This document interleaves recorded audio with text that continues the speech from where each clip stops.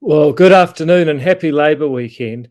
Over the past few years, I've knocked on tens of thousands of doors, had thousands of people come to hundreds of street corner meetings all over the Epsom electorate.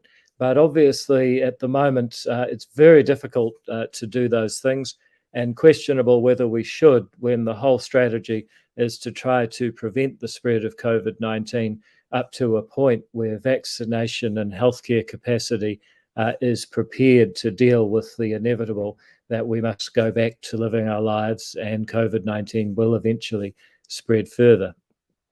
In substitute for a physical presence and being able to hold those kinds of street corner meetings and door knockings and business visits that I usually do, from my exile here at Parliament, I would like to have a bit of a chat and hear some of the concerns and questions that people have. Of course, again, technology is an imperfect substitute for these things. That's why I've asked for questions, and I'm going to get through as many of the questions and comments that people have sent in anticipation of this meeting as I can, and take any more that we can fit in over the next 45 minutes that people are going to be sending through on social media. Um, One quick note, a few people said, well, why don't you come back to Epsom? The reason is simple. At the moment, the Speaker of Parliament has put in place a rule, much more generous than MIQ, I might add, but it says that if you come from Auckland, you have to do basically 5 days stand down, isolating in your apartment before you can visit Parliament. And plus, because the flights are once a day, to spend a day in Auckland, I'd effectively be out of action for 6 or 7 days, unable to go to Parliament, ask questions, do media interviews, and all those other things. So I am getting a lot of feedback. I can tell you, people sending pictures, people sending stories, and people calling me about what is happening in the Epsom electorate and Auckland at large. But to actually return there is something that I could do. But so far, I've figured that I can actually be more effective if I'm out and about down here. So I just wanted to address that first up, because I know there'll be people saying, well, why don't you come up? The reason is I could, but it's a pretty difficult calculation once you realize some of the other constraints that come in.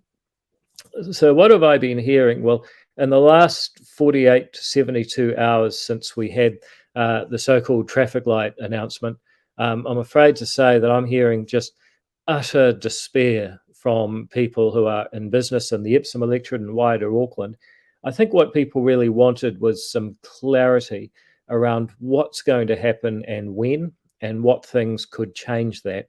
Unfortunately, what we got was an impossibly complicated system, which at the end of the day depends on the slowest person in every community bothering to go and get vaccinated. Of course, many of the targets appear completely unrealistic. For example, for the rest of the North Island to get out of its current state and into what will now be called orange, it would need every one of the North Island DHBs, of which I think there's 13, to reach 90%. You've got places like Tairāwhiti, for example, that are currently in the 70s, Northland still in the 70s, Whanganui still in the 70s. So it seems highly likely that they're not going to get to 90% for their second dose. Remember, I was just quoting first dose figures for quite a long time. In Auckland, we're now held back by the county's Manukau District Health Board zone at 87% yesterday. If they can get to 90% for their first dose, it's going to be at least another 6 weeks, you'd have to think, before they get enough people at the second dose. So Auckland has effectively been given 6 weeks. And into that, as part of the announcement, the Prime Minister said, tune in on the 29th of November. If it's not going so well, we might make a change. Now, what I take from that is that the Freedom Day idea, which ACT has been promoting, and I've certainly been promoting, is going to come true. On the 29th, they'll announce that on the night of the 30th, we actually remove restrictions and we end up about where we were going to be anyway. But of course, the government hasn't just come out and said that. They've kept people on tenterhooks waiting for another one of their announcements. And the devastation of that for people and all sorts of businesses. It doesn't matter if it's a hairdresser or a cafe, a retail store, people organizing major events. And let's not even talk about hospitality or tourism.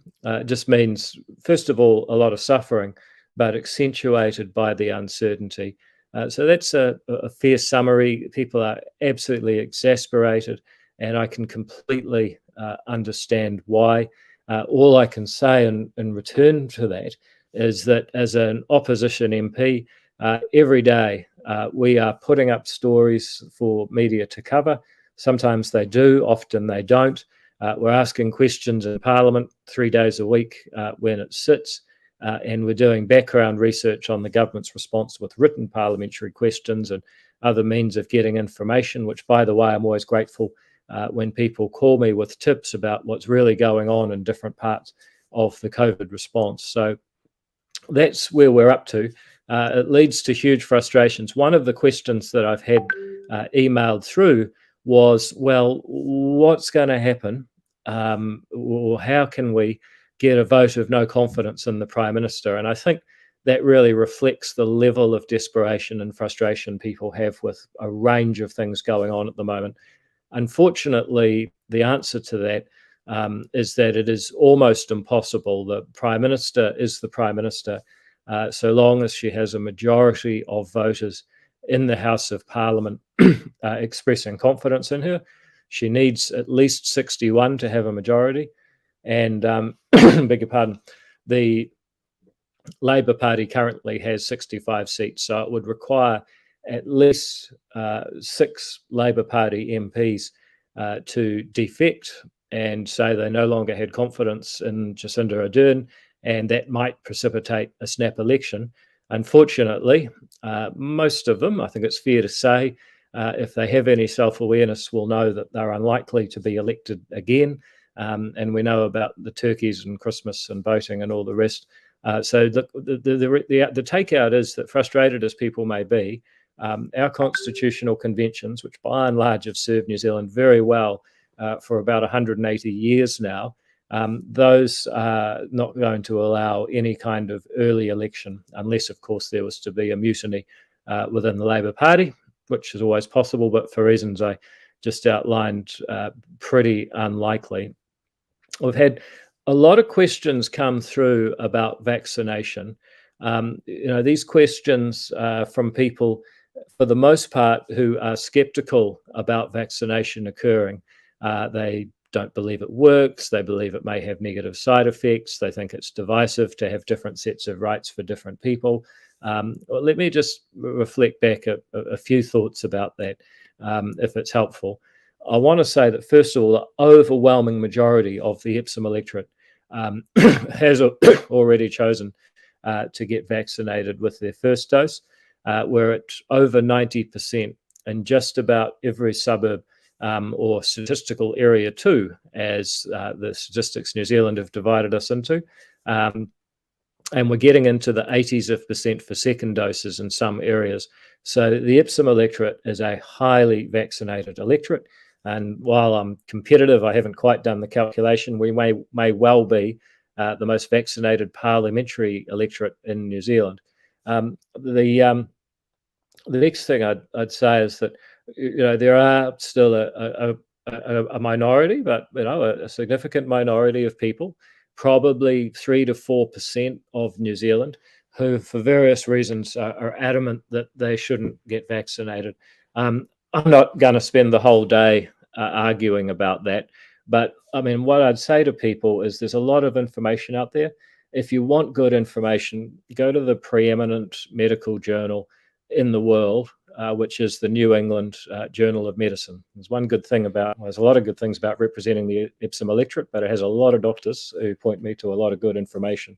The NEJM is absolutely crystal clear in what it publishes.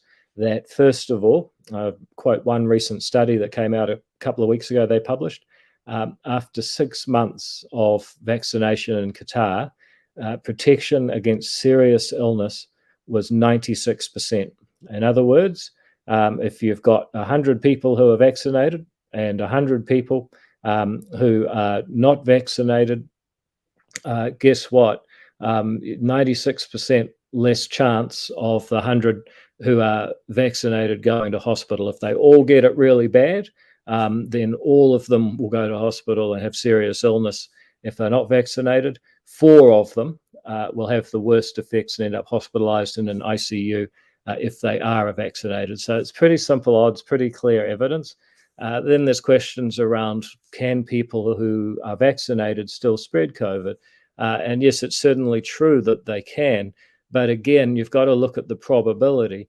Again, NEJM, major study published just a few weeks ago, which showed the effects of 150,000 Scottish healthcare workers who had COVID, and it tracked whether they spread COVID to their families. Those who were vaccinated with Pfizer, again, about 2/3 less likely to spread COVID to their families. So did some of them spread it? Yes. Those who were vaccinated, because their bodies were more prepared to fight it, they had less viral load, they were less likely to pass it on, they didn't pass it on. So I know there'll be people that'll quote all sorts of crazy evidence that they've found in all sorts of places. But I would go to the top. I'd look at the New England Journal of Medicine. I'd look at the studies that they're publishing that are actually credible and widely respected in the medical profession. And the evidence is crystal clear. If you don't want to go to ICU, if you don't want to pass it to your family, vaccination is the easiest and most powerful thing that you can do. There endeth the sermon on that. We've also had people asking about boosters.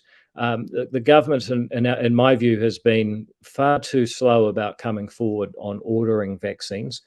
We'll never know the true details of that saga, in part because they have said, look, we're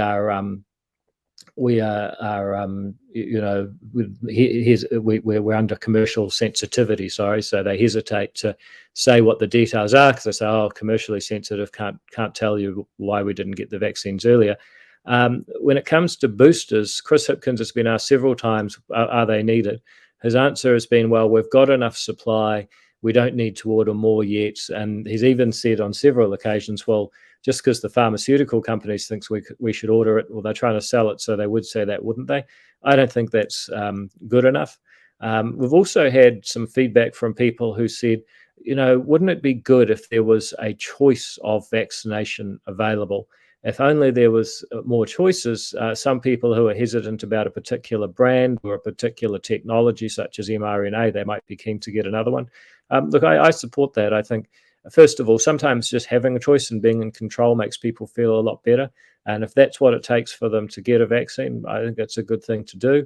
But again, the government has made the point that, well, Pfizer's the best. We ordered Pfizer. I think on the evidence, it's clear that Moderna is actually better. It has less fade, but whatever. I think what they should be doing, and what I've said as ACT leader and COVID spokesman a few weeks ago in our COVID 3.0 paper, is we should have a policy that if a vaccine is approved by the FDA in America, the TGA in Australia, or the British or European equivalent bodies, it should be available now. Vaccination for 5 to 12-year-olds. If the FDA has signed it off, we shouldn't be waiting for MedSafe to approve it for New Zealand. Why? Because, what is MedSafe possibly going to discover that the FDA hasn't? Do we seriously believe that the FDA is going to announce that MedSafe are going to announce that the FDA got it all wrong and tell the rest of the world to go back? I don't think so. And I make the same argument, not only for vaccination, but for the 3 T's of testing, tracing, and treatments. If a technology or a treatment, where it's molnupiravir, for example, is approved by a developed, sophisticated offshore country, then actually it should be automatically available, so New Zealanders have access to the best possible treatments. There's also been a lot of questions about vaccination passports. This is a very fraught area, and even a lot of people who are vaccinated and think vaccination is a very good thing, nonetheless expressing to me, and in the emails I've had before this meeting, concern about, well, do we want to be an even more divided country? There's too much division going on as things stand. And I don't believe that we should be trying to stir that up further by having people divided like sheep at one of those gates, vaccinated, unvaccinated, you go that way, you go the other way. Look, there's a little bit to this. I mean, first of all, as Professor Des Gorman often says, vaccination is a physical difference. It's not, and it's a physical difference that you choose. It's not like discriminating against someone based on their ethnicity or their gender or their sexuality or some other thing that you can't actually choose. It's discrimination based on a choice that you've made. However, ACT's view is that what the government should have done is said, look, we are going to clarify the rules around privacy, discrimination, and employment law so that a business, if it needs to meet its health and safety regulations, can require vaccination on its premises. That's a choice for a business. A business doesn't have to make it, but if they do, then that's the rules that people should respect. And similarly, if you choose not to be vaccinated, then there might be some people that don't want to serve you, but they miss out on your business. So either way, we end up in a much better space than we have been to date, because we see at the moment the government saying, well, this type of festival you can't go to if you're not vaccinated, this type of business, and so on. I think that will lead to disorder. It would have been far better to clarify the law and let businesses make their own policies. And I think we would have got to largely the same place, but it wouldn't have been forced by government. And it would be choices made by property owners and businesses that people would have to respect. Nevertheless, we are now where we are with the government, having said that for certain events you have to be vaccinated. The question is whether or not the infrastructure, the actual passports, will be ready. At the moment, you can write to the Ministry of Health and they will send you a letter. It takes 2 weeks to get it. And then you've got a PDF that you've got to carry around on your phone or device, or you could print it out, I suppose. In order for all of this policy they rolled out on Traffic Light Friday to actually work, they're going to have to get some sort of app that works on your phone. And at this point, like a lot of things that occur with government, and particularly the Ministry of Health, when they get involved in information technology, they're saying that the passport might be available by the end of November. And I suspect that's part of the reason why their plans are so tentative, and they're creating a lot of uncertainty for people in the way that they're doing that. We've had a lot of questions about the housing supply bill. People may or may not have caught up with this. It's something that happened on Tuesday. Got a little bit of media coverage for a day, and then sort of got drowned amongst the various COVID crises. What basically happened is that on Tuesday, in a move that surprised everybody, and I'll get to some of the people it surprised in a second, they basically came out and said National and Labor will work together to pass under urgency a piece of legislation that effectively removes zoning from Tier 1 cities. That means Auckland, Tauranga, Hamilton, Wellington, Christchurch, and potentially applies to some suburbs of what they call Tier 2 cities. So your Dunedins and Whangareis and your Plymouths and Napiers, etc. For Auckland, what this means is that all of the residential areas that are currently single house zone, mixed housing suburban, or mixed housing urban, those will all be gone, and there will be a new, what is called a medium density residential zone. This is a law that National and Labor want to pass through Parliament before Christmas time, despite the fact that at least one of them is usually opposed to the other one rushing laws through under urgency. That's their plan.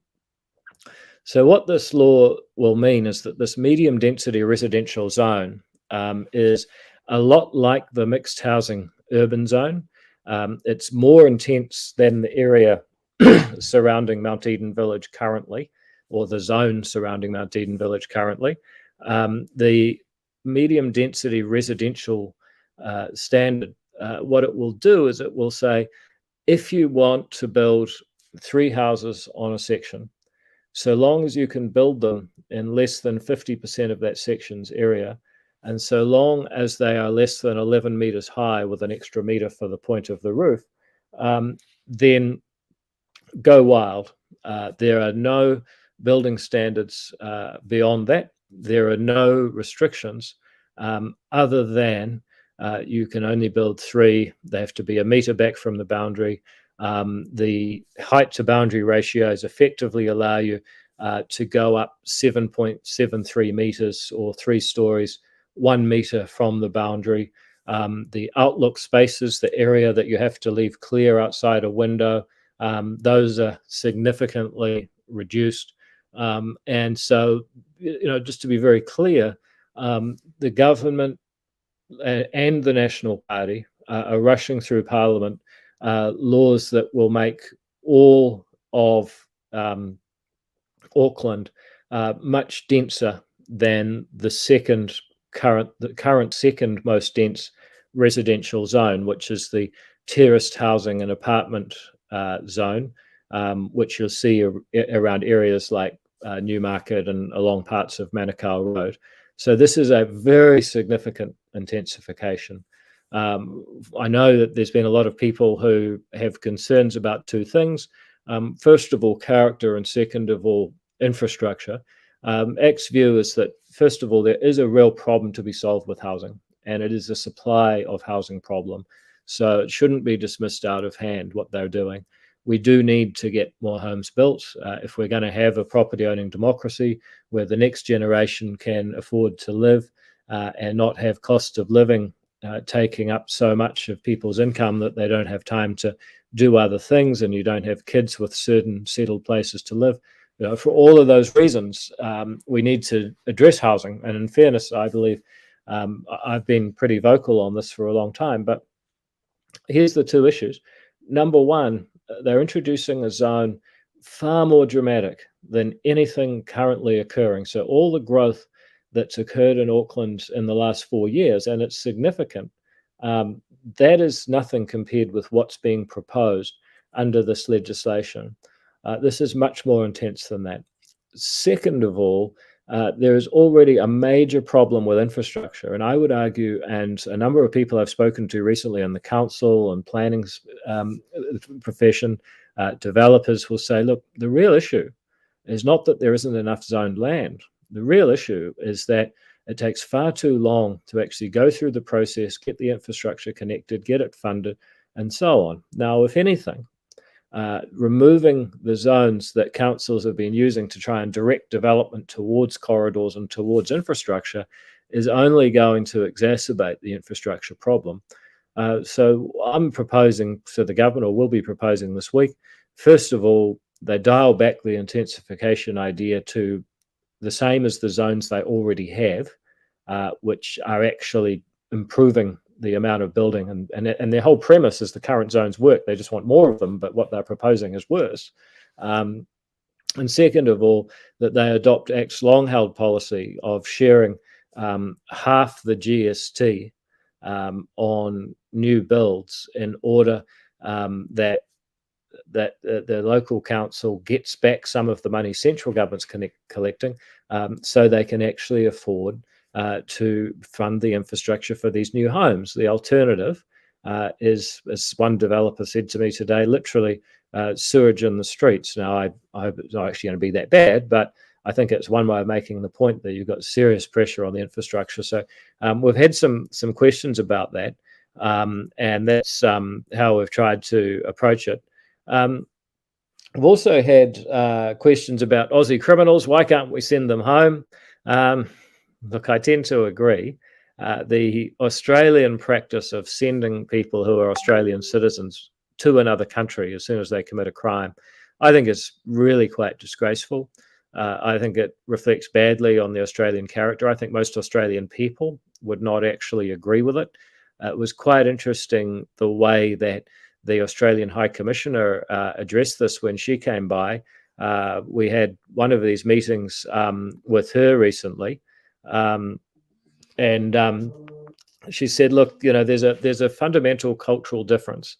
Australia is a much more individualistic culture. New Zealand culture has been influenced by Maori culture. The idea of whānau has meant that we're really unable to understand how easily they send people offshore. So I thought that was really interesting from the Aussie High Commissioner. But the fact remains that they're sending their criminals here, even though they're often people who have grown up over there. I think the truth is that New Zealand has pretty limited bargaining power in this position. Someone said, why not start sending Australians over there? Well, first of all, sometimes when people have poor values, what you should do is behave the way you'd like them to behave, not try and get to the lowest common denominator. But the second thing I'd say is that in a tit-for-tat game, New Zealand is not going to come off well against Australia. Last time I checked, there's around 600,000 New Zealanders over there. There's around 50,000 Australian-born New Zealanders. So if we start trading criminals, I suspect that we will run out of criminals to send them a long time before they run out of criminals to send us, even if, as I suspect, Australians are 12 times more likely to be criminals than New Zealanders. That they're still going to win a tit for tat. I've had a lot of questions about Three Waters, which I should have linked to the housing supply bill. The housing supply bill is, first of all, I think has an Achilles heel, which relates to infrastructure. But in a way, the government must know that because they've got a major Three Waters infrastructure program going on.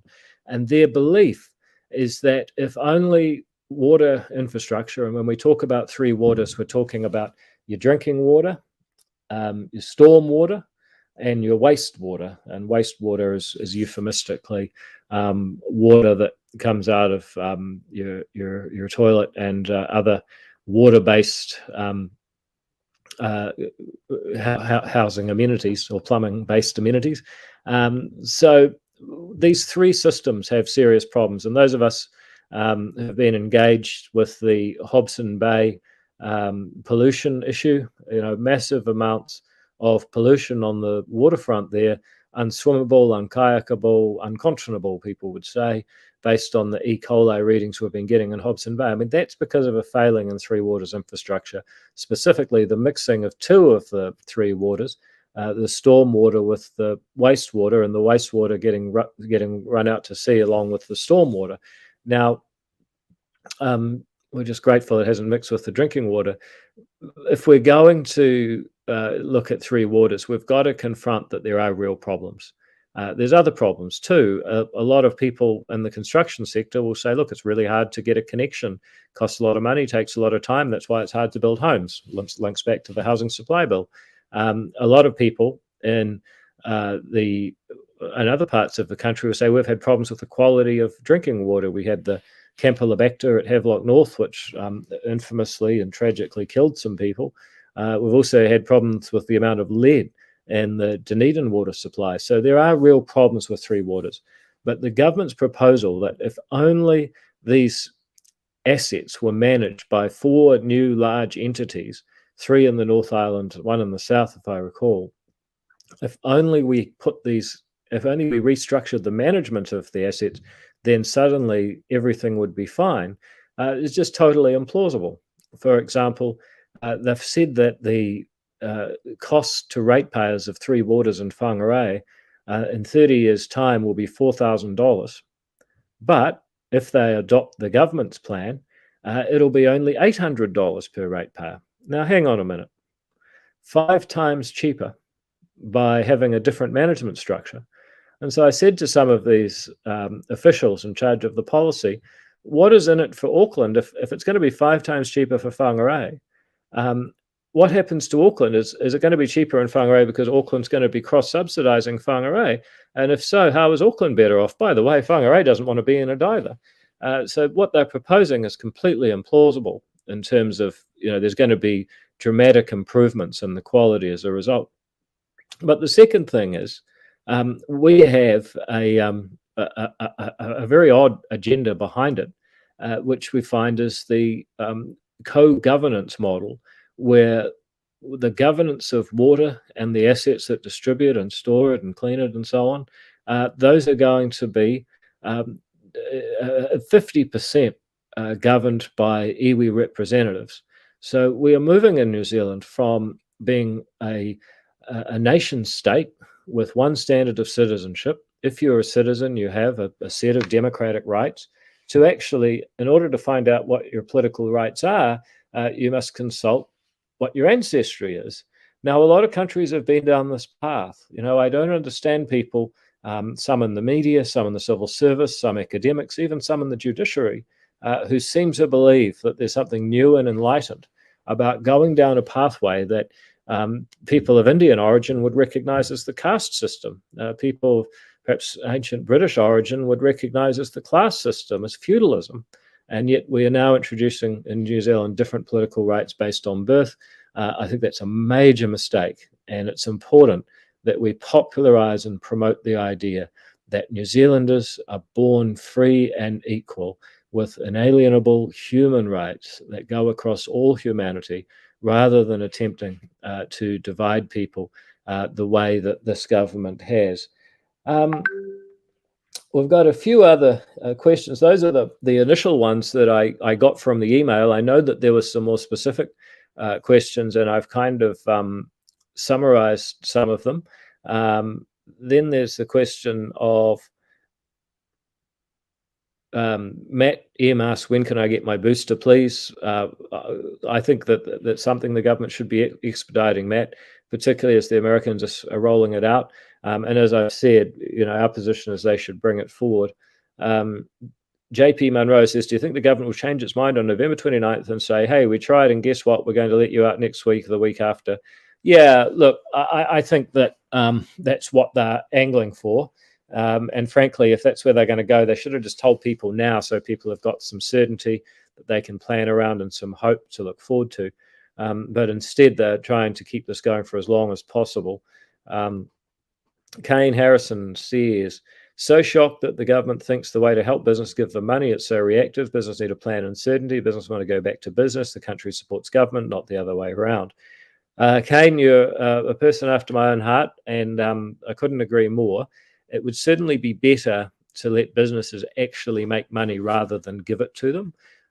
However, given where we are right now, if they're not prepared to reduce restrictions, and it appears the government's not, I do think for one very rare time in my political life that it's the right thing to make this resurgence payment weekly. I recognise the enormous challenges that New Zealand is going to face with COVID debt. But at the moment, there are so many people in business who say, look, the wage subsidy doesn't cover my wage bill, so I'm already subsidizing that. It certainly doesn't cover my other fixed costs, such as my rent, my rates, my utilities, and so on. And by the way, I was sort of hoping to pay myself, which a lot of business owners aren't right now. In fact, the opposite, they're using their mortgage to keep their business afloat. So we need to ensure that businesses are still there to actually enjoy the recovery. Otherwise, we might have a recovery, but no one to buy anything off, and no one will have anything to sell. So this resurgence payment being made weekly rather than 3 weekly is something that ACT first called for on the 6th of September, and I do think it's a good thing. One of the few good things announced on Friday that they're going to do that. We've got people are not able to pay their mortgages in Auckland and Waikato now. 20 to 25% of businesses are deemed to go bankrupt. Auckland, quote the news last week, where's your support? You get us all back to work. We're all losing our survival. And then there's why are you not promoting steel bracelets that cannot be cut off and having infected persons stay home? This is the Singapore and Taiwan. Well, look, I say to that person, they've typed most of their message in capitals, and I can see the exasperation that people are feeling up and down the country. It is just outrageous what this government is doing. Actually, ACT has promoted home isolation fairly heavily.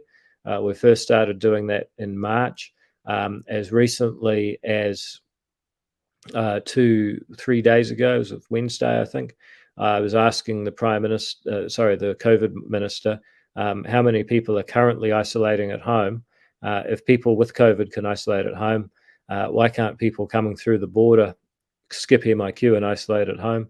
And if you're isolating people with COVID at home, why can't we let everyone else out. So that is a question which I think may have been from Jennifer Jackson. Jennifer, you're obviously under a lot of pressure there, and all I can tell you is you're not alone. Thea MacArthur says Labor is in the envious position of not having to listen to anyone else. They're going to take every opportunity they can to push through He Puapua. Yeah, look, I think that's true, Thea. I mean, it's an extraordinary thing that they have this majority. I mean, usually under MMP, power is shared. That's one of the reasons people wanted it. What I would say to you, though, Thea, is that, Labor want to get elected again. Our job is to create pressure on them, to shift voters' preferences away from them and make it clear if they keep doing this stuff, they won't be elected. And I think we're having some success at doing that.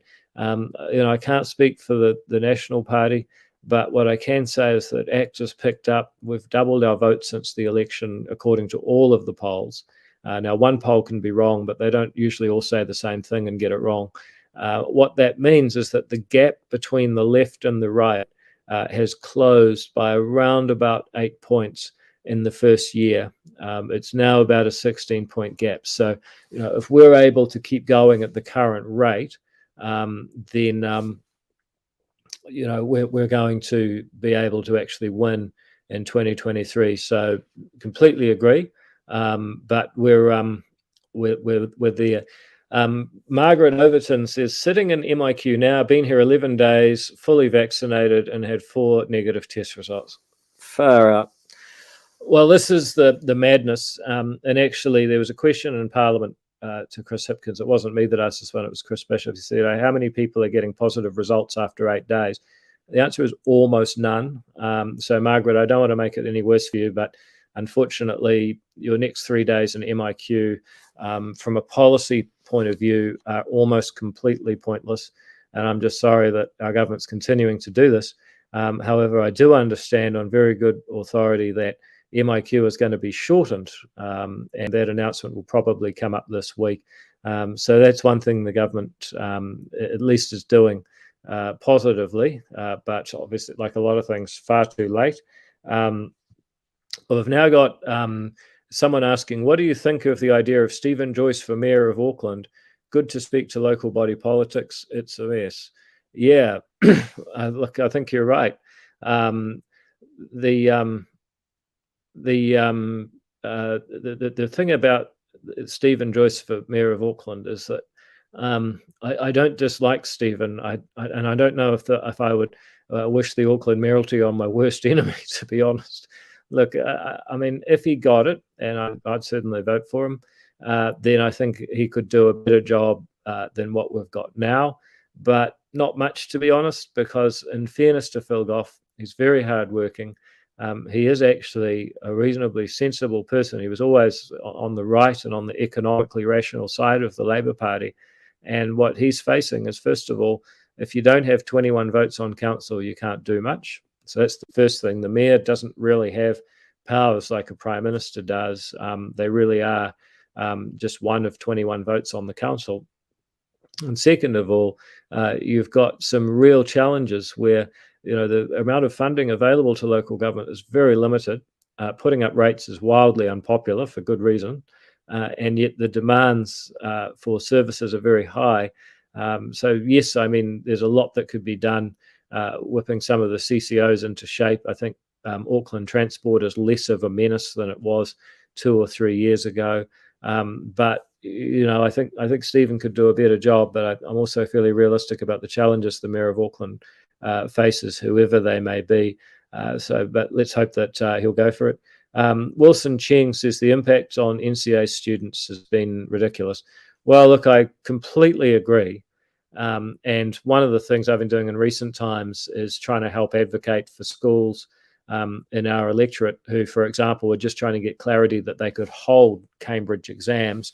You can probably guess which schools they were. Then for people, for example, at boarding schools in the Epsom electorate to be able to return. Ironically, if you're a cook at a boarding school, you can cross the Auckland boundary. If you're a student coming to sit an exam, you can't. So we've had a lot of challenges trying to help the schools. get these things done. Look, the idea that if you're vaccinated as a student, you should be able to go and sit your exams. I think it just shows how little attention there's been to true well-being from this government. And it's interesting, the Treasury has been working on what they call a living standards framework to support the government's well-being budget, which is supposed to support the overall well-being of New Zealanders, balancing off your health and your mental health and the number of social friendships you have and the environment and the economy. And they're supposed to be able to sort of calculate what a good life is and what our well-being should be. Treasury's been totally absent in this.